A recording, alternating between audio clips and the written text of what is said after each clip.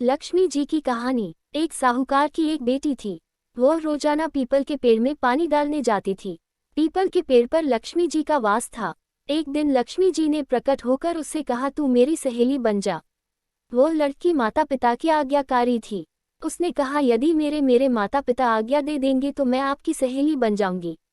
उसके माता पिता ने उसे आज्ञा दे दी। दोनों सहेली बन गई। एक दिन लक्ष्मी जी ने उसे खाना खाने के लिए निमंत्रण दिया। माता पिता की आज्ञा लेकर वह लक्ष्मी जी के यहाँ जीने चली गई। लक्ष्मी जी ने उसे शाल दुशाला भेंट किया, रुपए दिए, उसे सोने से बनी चौकी पर बैठाया, सोने की थाली कटोरी में 36 प्रकार के व्यंजन परोसकर खाना खिलाया। जब वह अपने घर के लिए रवाना होने लगी तो लक्ष्मी जी ने कहा, मैं भी तुम्हारे यहाँ जीने आऊंगी। उसने कहा, ठीक है, जरूर आना। घर आने के बाद वह उदास होकर कुछ सोच में पड़ गई। पिता ने पूछा, सहेली के यहाँ जीम कर आई तो उदास क्यों हो? उसने अपने पिता को कहा, लक्ष्मी जी ने उसे बहुत कुछ दिया, अब वो हमारे यहाँ आएगी तो मैं उसे कैसे जिमाऊंगी? अपने घर में तो कुछ भी नहीं है। पिता ने कहा, तू चिंता मत कर, बस तुम घर की साफ सफाई अच्छे से करके लक्ष्मी जी के सामने एक चौमुखा दिया जलाकर रख देना, सब ठीक होगा। वो दिया लेकर बैठी थी। एक चील रानी का नौलखा हार पंजे में दबाकर उड़ती हुई जा रही थी। उसके पंजे से वह हार छूटकर लड़की के पास आकर गिरा। लड़की हार को देखने लगी। उसने अपने पिता को वह हार दिखाया।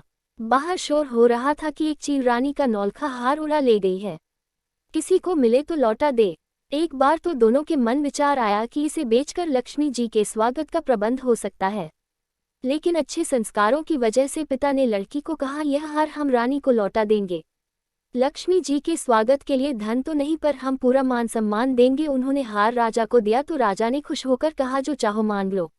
साहूकार ने राजा से कहा कि बेटी की सहेली के स्वागत के लिए शाल दुशाला, सोने की चौकी, सोने की थाली कटोरे और 36 प्रकार के व्यंजन की व्यवस्था करवा दीजिए।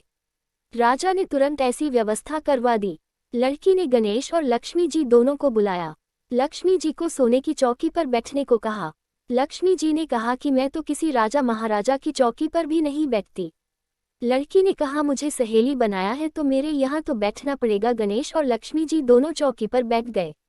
लड़की ने बहुत आदर सत्कार के साथ और प्रेम पूर्वक भोजन करवाया। लक्ष्मी जी बड़ी प्रसन्न हुई। लक्ष्मी जी ने जब विदा मांगी तो लड़की ने कहा, अभी रुको, मैं लौट कर आऊं तब जाना, और चली गई।